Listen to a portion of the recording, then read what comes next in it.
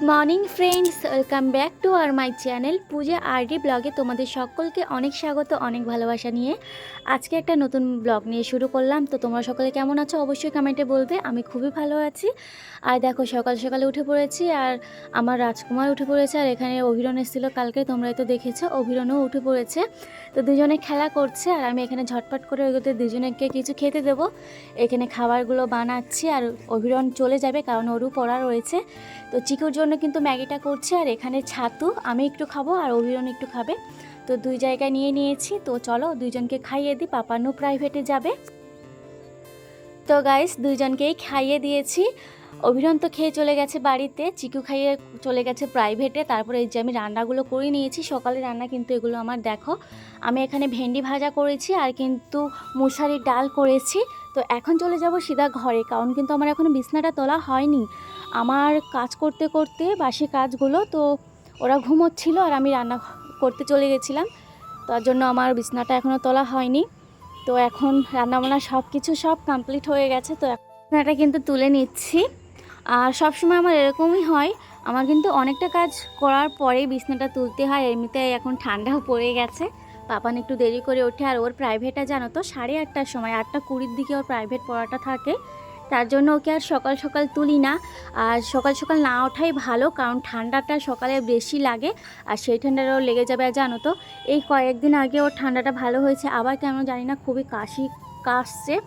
তো কতদূর গিয়ে থামবে আমি আদৌ জানি না, কোথায় গিয়ে দাঁড়াবে।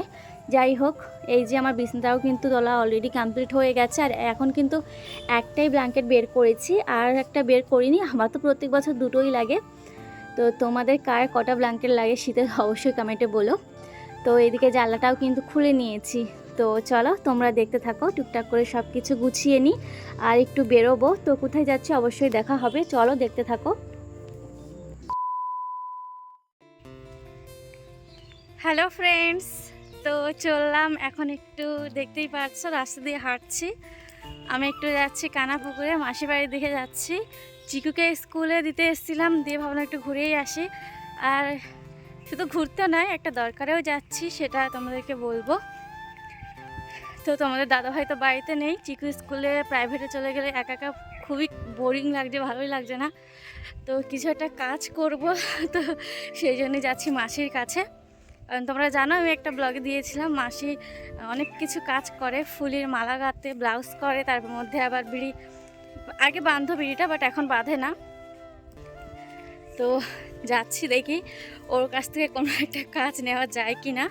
তোমাদের দাদা হয়তো শুনে বলছে সুখে থাকতে ভূতি গেলে হচ্ছে তোমার।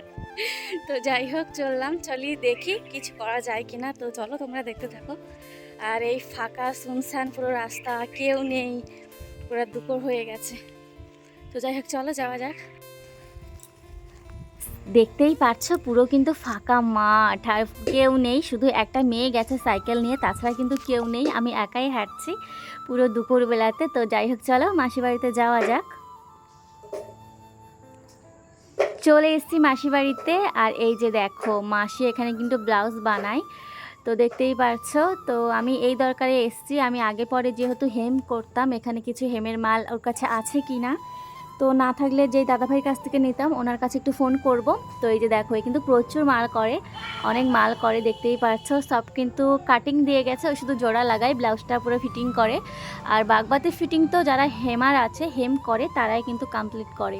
এখানে এতগুলো রয়েছে, আবার এই যে দেখো কতগুলো মাল রয়েছে, দেখতে পাচ্ছ। A few moments later.